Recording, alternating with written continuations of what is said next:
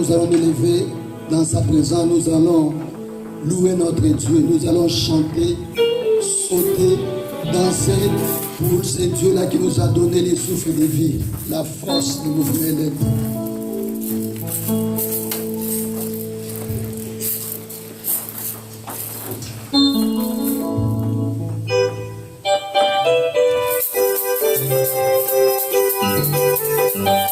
Mama,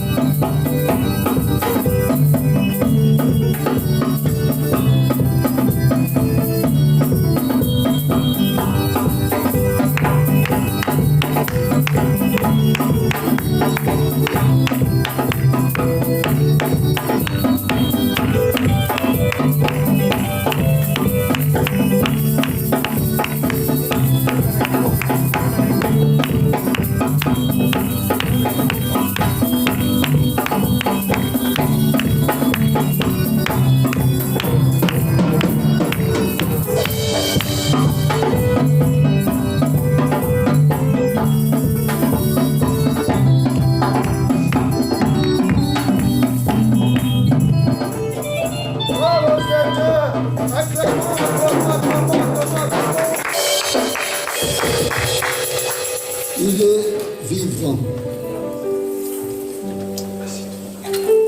Nous allons passer à la parole.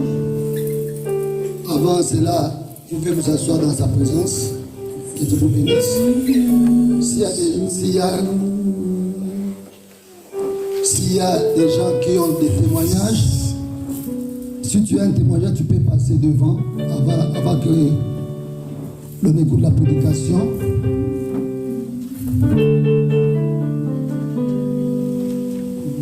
Une personne veut-elle témoigner les bontés de l'Éternel?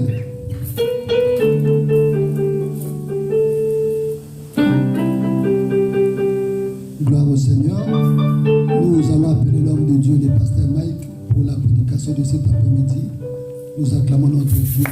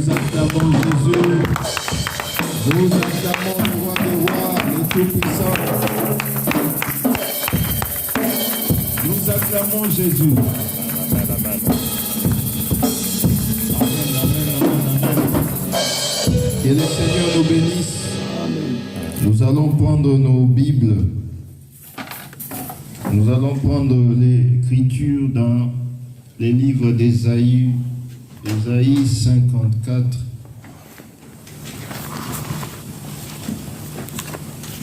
Des versets, on va commencer par le verset 15.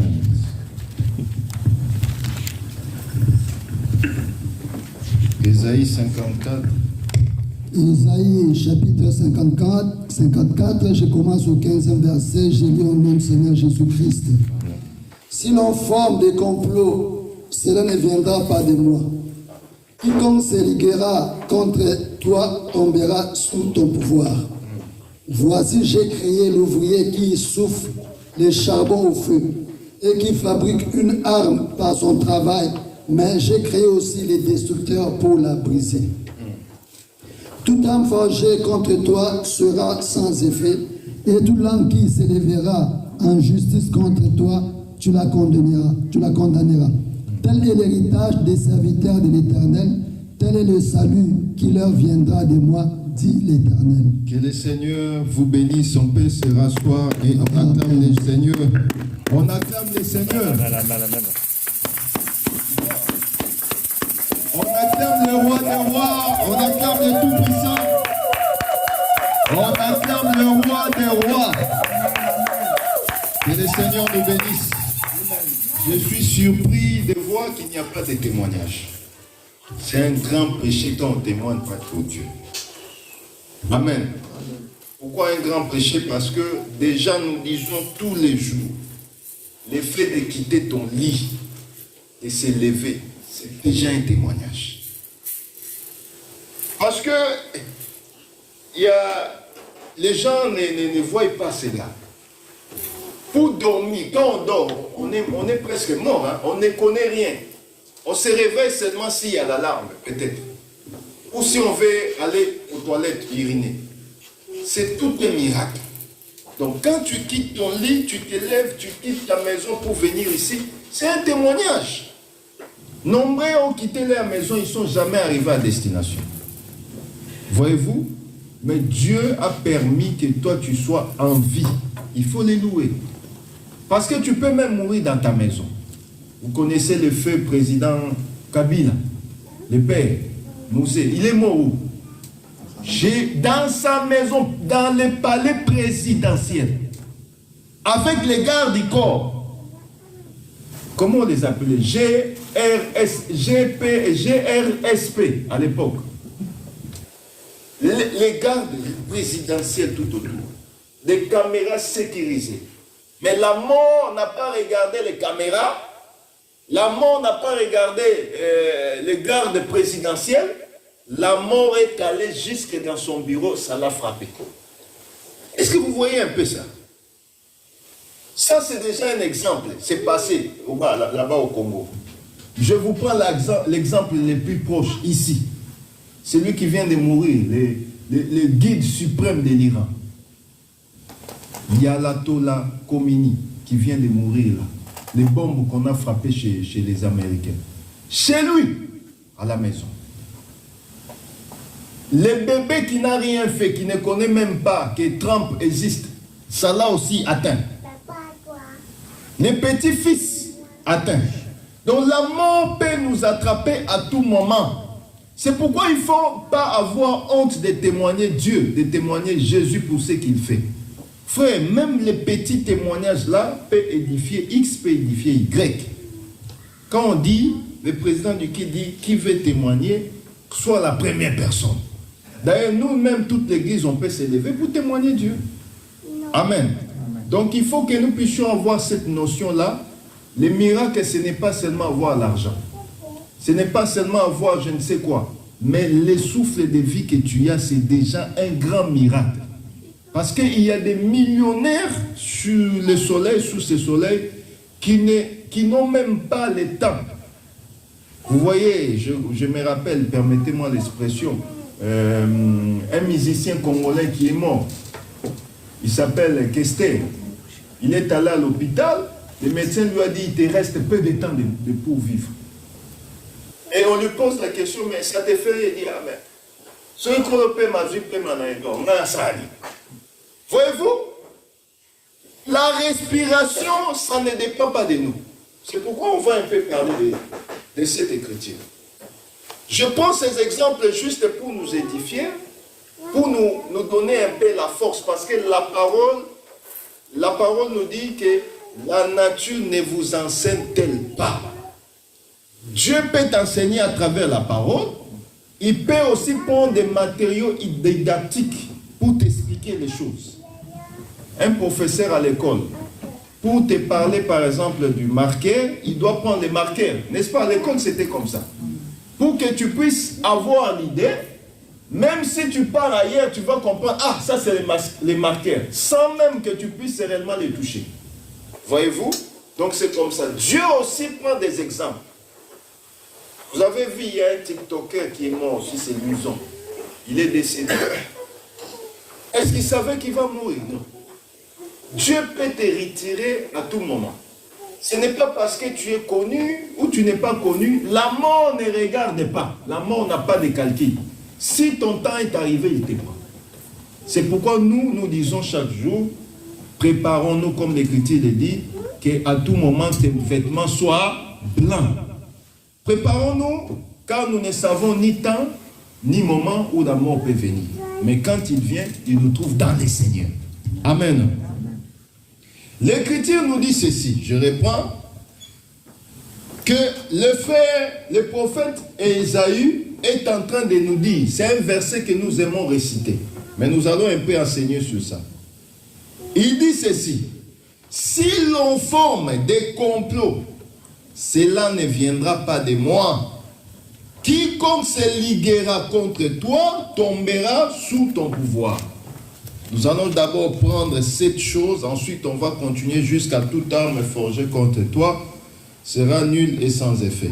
Commençons d'abord ici. L'Éternel parle dans la bouche du prophète. Un prophète, c'est qui? Un prophète, c'est un messager. Dieu, pour frapper dans les temps anciens, pour donner les messages à son peuple, il utilisait toujours les prophètes. Même aujourd'hui, si vous avez un prophète don ou donifié, il peut aussi dire des choses. C'est pourquoi nous, il faut aspirer au don, comme l'Écriture le dit, surtout au don de la prophétie. C'est très important dans l'Église que nous puissions avoir les dons de la prophétie. Et remarquez que Dieu parlait à Israël à travers des prophètes. Pas seulement Israël, à son peuple tout entier. Parce que vous avez vu quand le roi David a péché, il a pris la femme d'autrui, la femme d'Iri. Le Seigneur l'a envoyé qui? Un prophète. Voyez-vous? Shalom l'église. Donc le prophète, c'est un messager qui donne le message qui vient de Dieu. Et là, le frère Esaïe qui est prophète, il prophétise en disant, si l'on forme les projets. On dit ceci, la phrase commence par si. Voyez-vous? Si l'on forme les projets. Quelque part, nous devons savoir ceci que on peut aussi nous former les projets. Est-ce que vous voyez? Il dit, si l'on vous forme les projets, donc Dieu peut permettre que l'on forme les projets contre nous. Il y a beaucoup d'exemples. Ce n'était pas ce que j'avais préparé pour prêcher. Comme c'est la Pâque, demain, j'allais prêcher sur l'agneau noir et l'agneau blanc. C'est un thème très succulent que j'ai médité toute la nuit. Mais quand je suis assis là, le Seigneur m'a amené à parler sur ça. Donc, si l'on forme les projets, cela ne viendra pas de moi. Donc, Dieu sait qu'on peut former les projets contre toi. Mais toi, tu dois savoir que cela ne vient pas de Dieu. Tous les mauvais projets qu'on l'on forme contre toi ne viennent pas de Dieu. Il est précis. Bien. Mais vous allez comprendre ceci. On continue. Cela ne viendra pas de moi. Quiconque se liguera contre toi tombera sous ton pouvoir. Vous voyez? Dieu donne et il dit ceci qu'on doit former les projets. Ça, je n'ai pas encore expliqué. Je donne juste les versets comme c'est écrit noir et blanc. Donc Dieu sait qu'on peut former les projets contre toi, mais il précise encore une chose que ils ne vont pas réellement te faire tomber, mais cela tombera sous ton pouvoir. C'est-à-dire, toi, tu as la capacité de surmonter tous les projets qu'on a formés pour toi. Là, maintenant, j'entre dans l'explication. On prend maintenant les complots dans la parole. Quels sont les complots qu'on avait formés? Premier exemple, on prend Joseph. Joseph, un homme qu'on appelle domestique, si on peut l'appeler ici. Les Français n'aiment pas qu'on appelle domestique. Ils disent, ils ont changé, c'est quoi? Comment on appelle femme de ménage? Femme de ménage. Non, il y a un terme qu'ils ont changé dans la loi là. Agent d'entretien. Voilà, c'est les termes qu'ils ont changé. Si tu dis que c'est abonné, c'est mauvais en France. Ils disent agent d'entretien. Alors, Joseph était comme agent d'entretien dans la maison de Potiphar.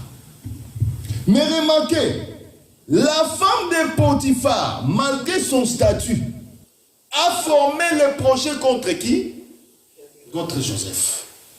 Mais Joseph étant enfant de Dieu, cette écriture marche toujours avec lui. Si l'on forme les projets, cela ne viendra pas de moi. Donc, l'Éternel sait que l'on peut former les projets. Mais malgré qu'on va former les projets, lui ne souhaite pas que ces projets-là t'arrivent, mais il te donne aussi le pouvoir de surmonter aussi ces projets. Est-ce que vous voyez? la femme a formé le projet. Il veut aller coucher avec Joseph. Joseph étant un juif, étant quelqu'un qui craint Dieu, il a déjoué les plans. Mais remarquez, la femme est allée dire à son mari que Joseph veut me violentiser. On a arrêté Joseph. Mais comme la promesse ne meurt pas, la promesse ne pourrit pas, comme Dieu est derrière sa parole, ce que Dieu dit reste oui et amen. Et personne ne peut changer cela. Comme il avait déjà prophétisé, même si l'on forme les projets. Mais ces projets qu'on a formés contre Joseph, Dieu était toujours avec Joseph, même en prison. J'ouvre la parenthèse pour dire à quelqu'un cet après-midi, même si on a formé des projets contre toi, même là où tu es dans le chaos, le Seigneur est avec toi. Remarquez, l'Écriture nous dit ceci, ça continue. Voici, j'ai créé l'ouvrier qui souffle le charbon au feu et qui fabrique une arme par son travail. Mais j'ai créé aussi les destructeurs pour les briser. Dieu lui-même, il dit dans la bouche de son serviteur qu'il a formé l'ouvrier. Donc celui qui façonne l'arme et celui qui détruit l'arme. Est-ce que vous voyez? Donc il le forme. Il permet que la personne ait l'intelligence de former l'arme. Il donne aussi la capacité au destructeur de détruire l'arme. Est-ce que vous voyez la chose? Or, vous remarquerez que toutes ces choses sont au contrôle de l'Éternel. Il dit que c'est lui qui a donné. Il faut bien voir la pensée de l'Écriture. Il dit, voici, j'ai créé. Donc, c'est lui l'Éternel. C'est-à-dire, quand la personne vient comploter contre toi, malgré qu'il complote contre toi, c'est Dieu qui l'a créé. Est-ce que vous voyez?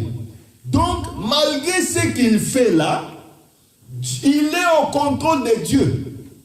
Cela veut dire, il ne peut pas te détruire parce que Dieu t'a déjà donné une promesse et Dieu contrôle même sa façon d'agir contre toi. Est-ce que je me fais comprendre? Je descends encore. Dieu dit ceci. Quand même on peut former les projets contre toi, lui a donné au créateur de ces projets la capacité de te nuire, mais il ne permettra pas que cette capacité puisse te mettre au chaos. Beaucoup d'exemples. Premier exemple, Job. Job était un enfant de Dieu, intègre, il craignait Dieu à 100%. Et cela n'a pas empêché que les malheurs ne puissent l'atteindre. Or, ça s'ajoute avec cette écriture. Si l'on forme les complots, qui avait formé le complot contre Job? C'est qui? Satan, le diable. Il a formé les complots. Mais remarquez, il a comploté contre Job. En présence de qui? Ah, vous voyez maintenant. C'est pour dire ceci que les personnes qui prient, ah, Dieu, tu ne me vois pas, comment je souffre. Dieu voit ta souffrance. Tu n'as pas le temps de les rappeler. Il voit ta souffrance. C'est que toi, tu dois dire à Dieu, tu vois ma souffrance. Oui, certes, tu es aussi capable de m'enlever dans cette souffrance, car tu as dit, même si on forme le projet contre toi, mais c'est toi-même qui es le seul qui peut me délivrer. L'Écriture nous dit, c'est lui qui délivre l'oiseau du filet de qui? L'oiseleur. Donc il y a beaucoup de promesses qui sont dans la parole, que nous ne faisons pas attention de ça. Nous prions mal. L'Écriture dit, vous priez et vous ne recevez pas parce que vous priez mal ou vous demandez mal. Or, Dieu forme l'oiseau, il forme encore le filet de l'oiseleur. Mais c'est l'Éternel lui-même qui empêche que tu puisses être réellement attrapé par ces pièges qu'ils ont fait, parce que c'est lui qui dirige et le filet, et l'oiseau, et l'oiseleur. Est-ce que vous voyez la chose? Donc, je vous exhorte en tant qu'enfant de Dieu. Vous devez comprendre qu'il y a des mauvais projets qui peuvent arriver dans ta vie. Il y a des situations difficiles qui peuvent arriver dans ta vie. Mais malgré cela peut arriver, le Seigneur va toujours te délivrer de cela. L'Écriture nous dit même que les malheurs atteignent souvent. Est-ce que vous voyez? Les malheurs atteignent souvent les justes. Mais l'Éternel l'en délivre toujours. C'est-à-dire, ce n'est pas parce que tu es chrétien ou tu es enfant de Dieu que les malheurs ne peuvent pas t'arriver. Les malheurs peuvent souvent t'arriver. Mais Dieu va toujours te délivrer. Est-ce que je me fais comprendre? Jésus-Christ lui-même, enfant de Dieu. Parce que Jésus-Christ, quand il est venu sur la terre, il a pris aussi la nature de l'homme. Il a pleuré devant Lazare, il a mangé, il a bu. Mais cet homme-là, qui était Dieu, les malheurs aussi étaient arrivés. Un jour, il est allé dans les temples. On l'a lancé des pierres, il a fui. Shalom. Je suis en train pour vous dire aussi, il y a des situations, ce n'est pas parce que tu es chrétien, il faut fuir. Tu crois que tu as la foi plus que Jésus. Yesu kuta kimimba, yozo tia foi, oh na moni, masasu ezo, egozo yo bukufa. Toyembi pe, au revoir, mbote yasuka. Il y a des situations, il ne faut même pas voir que moi je suis enfant de Kimia. Oh, Bakino Babaka, ligne 11. Mbangoutina Likosh, tu fuis. Jésus a fui dans les temples. Il était capable de dire, il a fui. Mais aujourd'hui, les enfants de Dieu, il dit devant la foi, j'ai la foi. Ah, tu as la foi plus que Jésus. Olingo Kima, Okokweya. Kima. Je ferme la parenthèse. Alors, vous devez comprendre que Dieu nous a donné beaucoup d'exemples. C'est par la permission de Dieu que le diable est venu attaquer Job.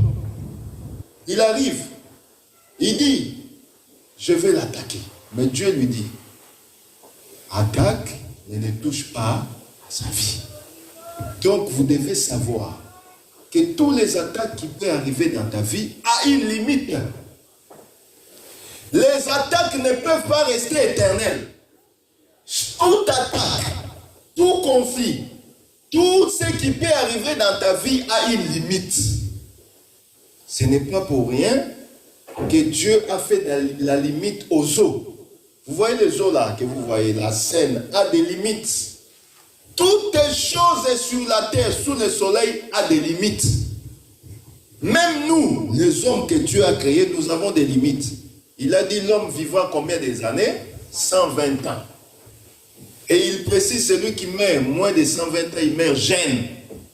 C'est-à-dire comme tu es là, comme étant fils d'Abraham, fils d'Adam, à part Adam qui a vécu plus de 900 et quelques années, mais toi, tu as la limite de 120 ans. C'est-à-dire comme tu es là, tu peux mourir à 120 ans. Voyez-vous? Donc quand tu meurs moins de 120 ans, tu ne vas pas savoir parce que tu es déjà mort. Mais toute chose a des limites. Les animaux ont des limites. Les chiens que nous voyons que les blancs aiment toujours avoir là, 12 ans, 13e année, il ne sera plus là. Il va mourir. Il a presque 12 ans de vie sous le soleil. Donc toute chose a des limites. Les attaques aussi que le diable nous envoie a des limites. Mais malgré que ça va venir, toi, quand tu fais ta prière, tu diras, toi, attaque, tu as des limites. Je sais que tu es là, tu m'as attaqué, mais moi, je sais que tu as des limites. Car celui qui est illimitable, c'est seulement le Seigneur. Toi, je te limite maintenant, à partir d'aujourd'hui, de t'arrêter là. Or, il y a des attaques verbales et il y a des attaques matérielles. Les verbales, ce sont des paroles prononcées. Or, les paroles prononcées sont aussi des armes. C'est pourquoi vous voyez, que l'Écriture dit, toute langue qu'on confessera contre toi en justice sera condamnée. Dieu te donne la capacité de briser les armes qu'on confesse contre toi. Il y a certaines personnes, quand ils sont nés, on a déclaré des paroles sur eux. Et les paroles peuvent être, même les noms. Par exemple, si on te donne un nom, Maïmona, ça veut dire que tu vas voir des choses et des choses. Ce sont des paroles qu'on a déclarées. Et de certaines paroles aussi prophétiquement touchées par le Seigneur, ils donnent leurs enfants, par exemple, Achille-Apache. Donc toi, il n'y a plus de malheur chez toi. Et tu verras que derrière tout nom, s'il vous plaît, derrière tout nom, il y a tout un esprit. C'est pourquoi en Israël, quand on a un nom, un enfant, on lui donne les noms, et ces noms-là les suivent. Et toi aussi, quand tu vois qu'un nom, ça ne va pas dans ta vie, tu es capable de changer. Tu dis, ah, moi, mes parents m'ont donné ça, inconsciemment, j'étais bébé, je ne savais pas. Moi, à partir d'aujourd'hui, je ne veux pas de ces noms. Je prends par exemple les noms de Rachel, par exemple. Je prends par exemple les noms de X ou Y. Et le Seigneur sera derrière cela pour l'accomplir. Je ferme. Alors, nous avons dit qu'il y a les armes physiques et les armes verbales. C'est pourquoi quand on déclare les choses sur toi, en tant qu'enfant de Dieu, tu es capable de détruire cela aussi verbalement. C'est pourquoi vous voyez, Jésus-Christ nous a donné l'exemple. Le diable est venu. Il a commencé à proférer des balles en disant, il est écrit. Mais le Seigneur ne s'est pas arrêté là-bas. Il a dit, il est aussi écrit. Toi, ta force, c'est dans ce que Dieu te demande ou dans ce que Dieu t'a donné comme force qui est la parole. C'est pourquoi nous devons savoir que quand l'Éternel nous donne cette portion de l'Écriture, il veut simplement te dire que tu es capable de se retourner auprès de lui, lui seul qui est le gérant de tes attaques et de celui qui t'attaque. Est-ce que vous voyez la chose? Mais pour réussir ces choses, il faut s'attacher à l'Éternel lui-même. Nous allons prendre un exemple avec le frère Jacob. Prenons cela dans les livres de Genèse. Je vais vite chercher, s'il vous plaît.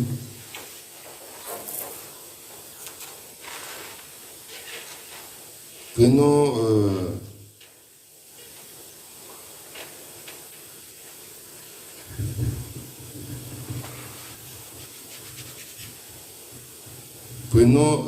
prenons d'abord les livres de...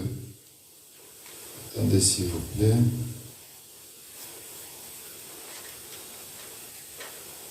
Genèse 27. S'il vous plaît, verset 41.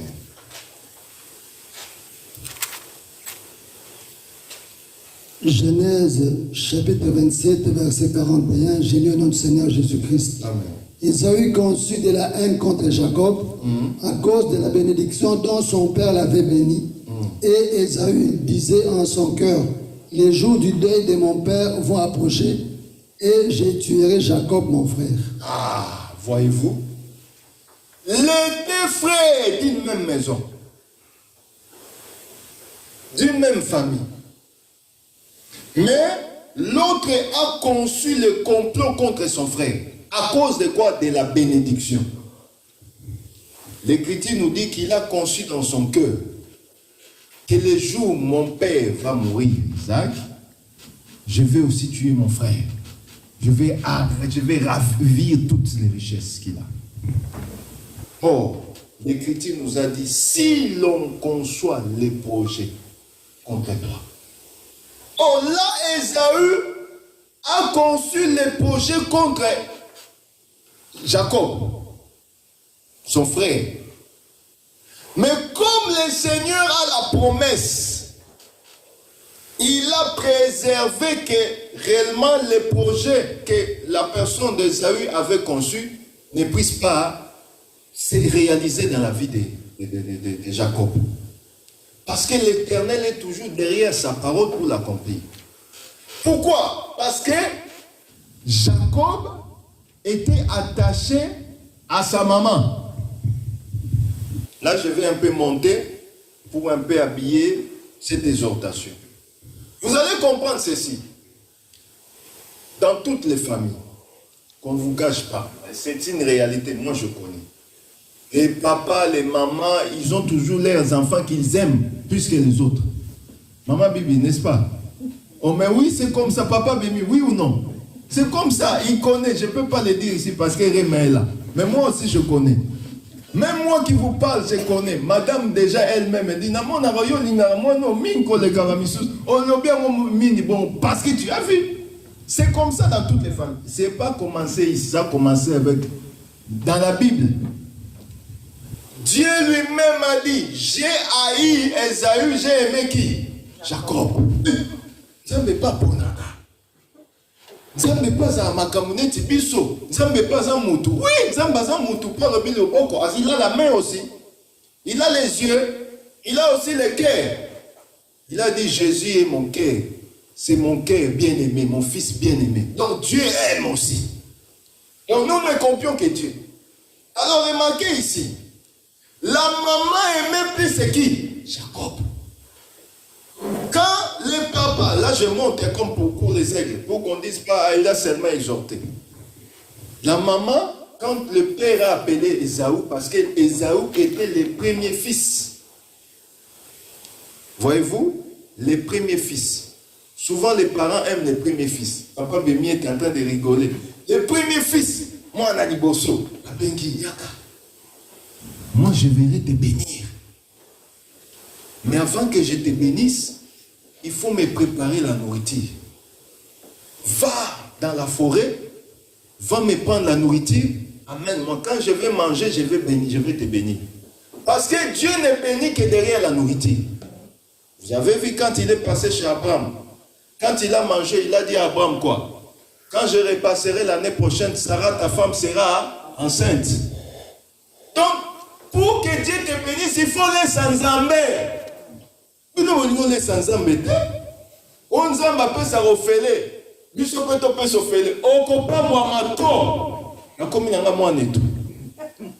seras pas béni parce qu'on laisse nous embêter. J'aime, au Congo quand j'étais à Kin, il y a un jeu là, PMI, jouer. Alors, laisse Punda pas laisse yo. Un jour quand je suis là, Nabatoba PMI, peut écriture. Dieu aime manger. L'écriture dit, celui qui sème abondamment, moissonnera quoi? Moulé Sinzambe, non? Tu laisses, tu donnes à Dieu, Dieu aussi va te bénir. Pourquoi vous voyez les gens ne sont pas bénis? Est-ce que vous voyez la chose? Donc quand tu donnes à Dieu, Dieu aussi va te donner abondamment. Et Abraham a donné à Dieu, Dieu a mangé, il a dit, quand je vais revenir, l'année prochaine, Sarah, ta femme, sera enceinte. Sarah était là, elle a ri. Et ici, vous voyez ceci que le père est en train de dire la bénédiction à son fils. La maman était là-bas en train d'écouter.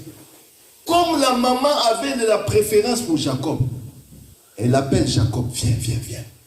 Donc tu restes ici, mais la bénédiction va partir.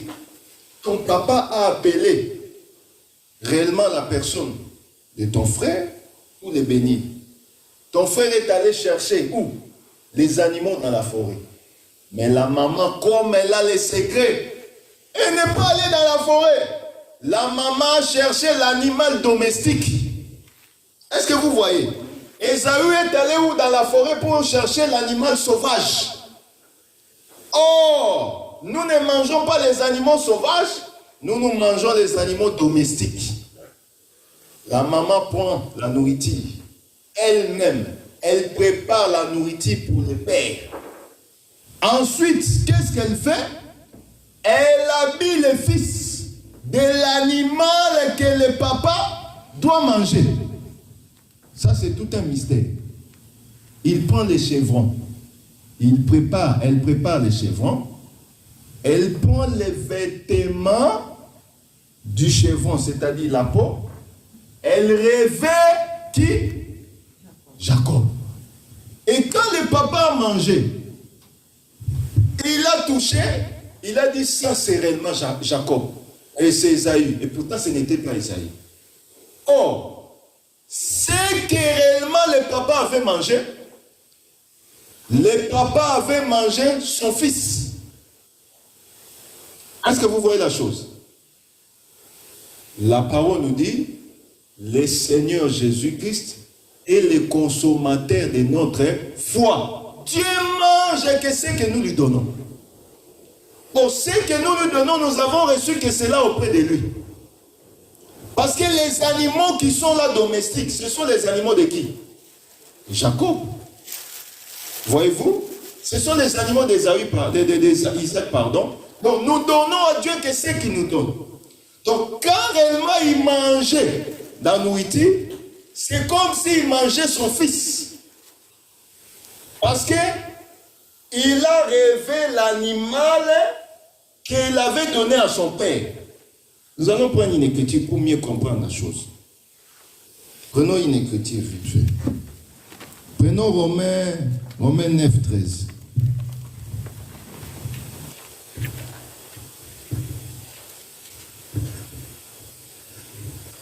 Romains chapitre 9, verset 13, j'ai lu au nom du Seigneur Jésus-Christ. Amen. J'ai aimé Jacob et j'ai haï Ésaü. Que dirons-nous donc? Y a-t-il un Dieu de l'injustice? Ok. Ça, c'est le premier verset. Proverbe 1, verset 8. On va se finir par là, comme le temps nous est imparti.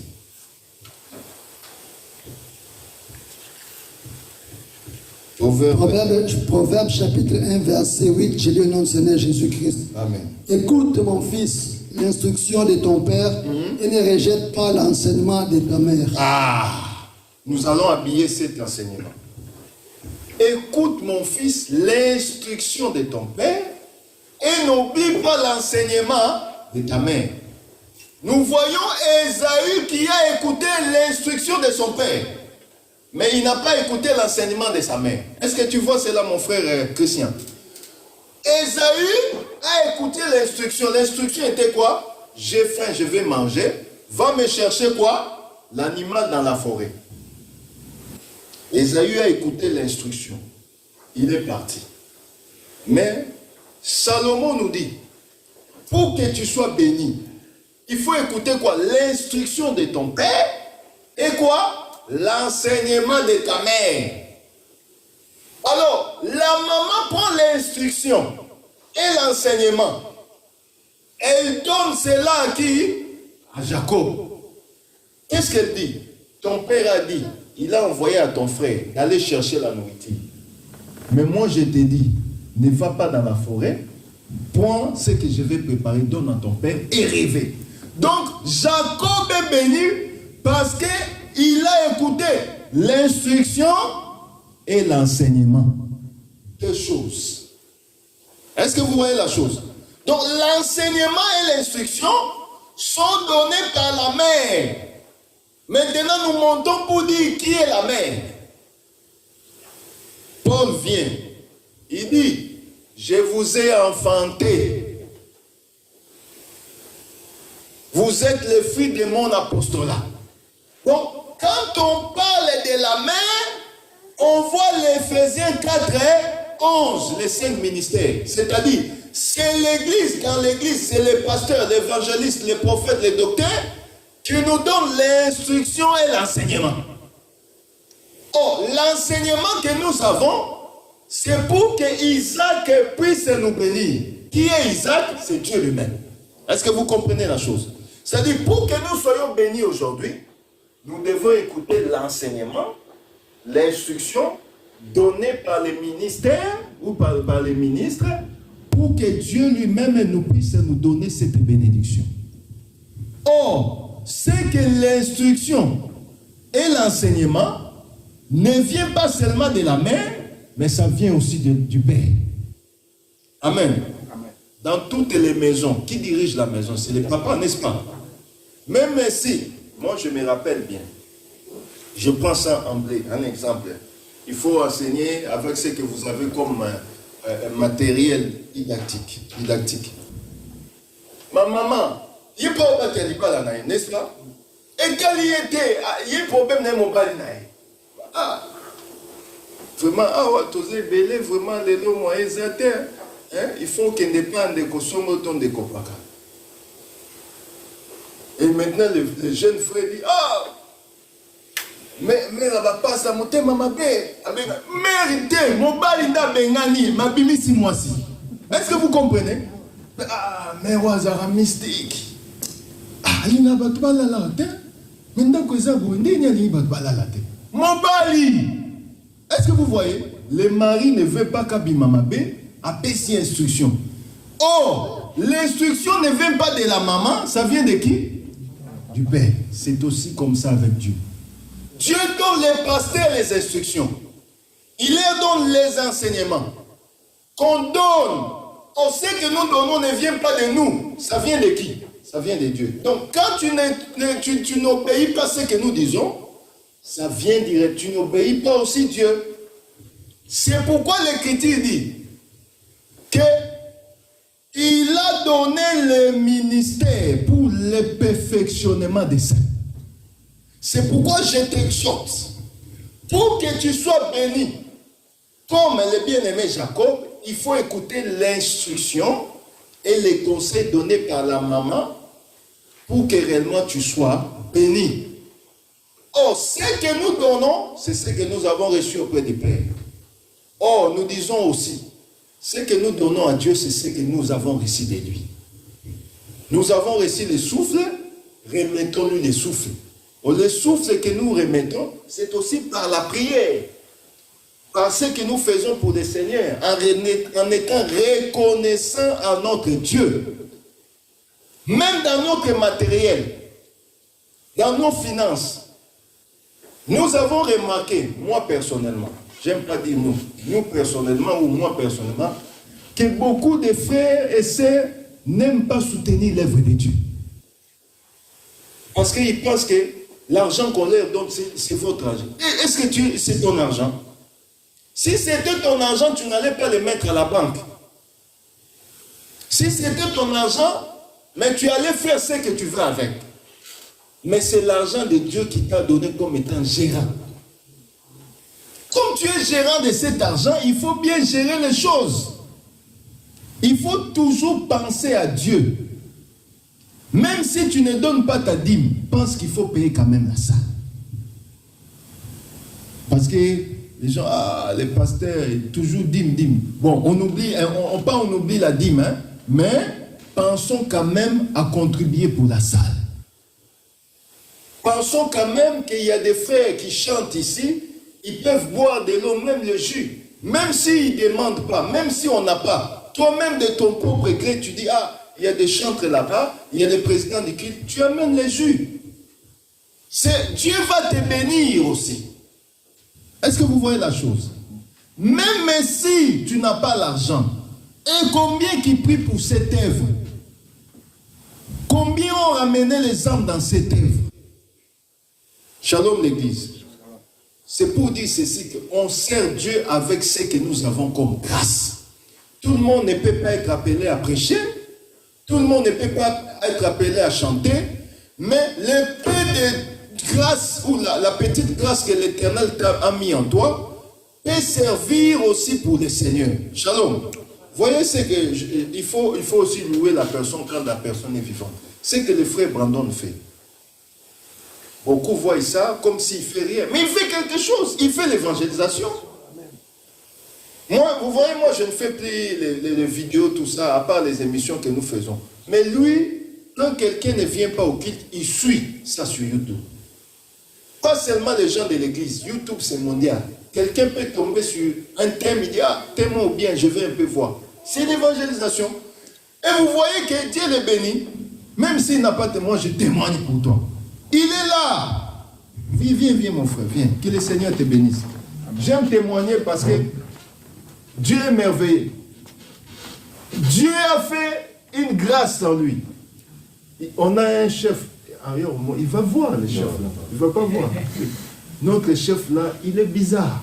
Mais il appelle, il dit, non, j'ai un bon poste pour toi. Je t'amène quelque part, tu vas travailler un boulot facile, n'est-ce pas? Mais tu n'as pas témoigné. Il faut témoigner pour la gloire de Jésus.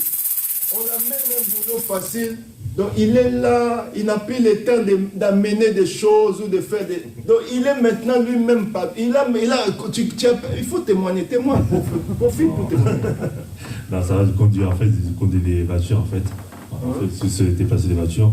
Juste et ça. Ça après, très bon, facile. En fait, j'accueille les gens en fait. C'est pour acheter amener des voitures. En fait, voilà, c'est une location en fait. Vous voyez, que Dieu te bénisse. C'était pour motiver les gens. J'ai fait cet exemple pour qu'il arrive un jour à témoigner aussi pour la gloire de Jésus. Vous voyez, c'est grâce à ce travail qu'il fait. On est au moins 150 personnes dans la société. Mais pourquoi on a seulement choisi lui? Parce que peut-être ce qu'il fait, Dieu a dit, je vais récompenser mon fils. Je le prends, on l'amène là-bas. Même si ça crée la jalousie, est-ce que c'est son problème? C'est le problème de Dieu qui a amené le frère à faire ce qu'il fait. C'est pourquoi nous disons ceci, que le travail de Dieu va avec la force que tu as. Si tu sais chanter, chante. Si tu sais danser pour le Seigneur, danse. Si tu sais prier, prie. Pas seulement pour toi, sois aussi l'intercesseur pour tes bien-aimés. Car la prière fervente du juste est efficace. Pour clôturer, il y a un frère. Je vous avais parlé d'un frère qui est décédé, notre frère qui est décédé à l'assemblée de Aubervilliers. Ce frère-là, quand il danse dans l'église, les gens n'arrivent pas à comprendre. Il danse, c'est un Ivoirien, il ne comprend pas les lingala. Mais quand les gens chantent en lingala, lui danse comme jamais. Et il était décédé, je vous avais parlé de ça. Et on m'a appelé, on m'a dit, les gens maintenant commencent à dire, dans sa frère, on est dans l'église. Pourquoi? Parce qu'il danse pour son Dieu. Il ne comprend pas les lingala, c'est un Ivoirien, mais quand on chante en lingala, lui, il est vraiment dans la joie, il danse, il danse. Je vais vous envoyer l'image, je vais mettre même dans les... Vous allez voir comment il danse. Et puis, c'est comme s'il savait que demain, il va mourir. Les derniers cultes là, la manière dont il a dansé, les gens étaient vraiment, ils se disaient, mais si c'est pour aller au ciel, le frère là va partir au ciel avec ses dents. Il a dansé tellement, il y avait la sueur, il enlève sa veste, il met en côté, il danse, il danse, il danse. Or, c'était sa dernière danse. À minuit, il a fini les cultes. À 20h, il est parti directement au travail parce qu'il travaille de nuit. À 1h, 2h, il est parti. Alors les gens à l'église, donc il dansait comme ça, c'est comme s'il savait qu'il va partir. Donc c'est pour dire, lui, Dieu ne l'a pas appelé à prêcher. Mais pour servir son Dieu, c'est danser. Et les gens aujourd'hui manquent.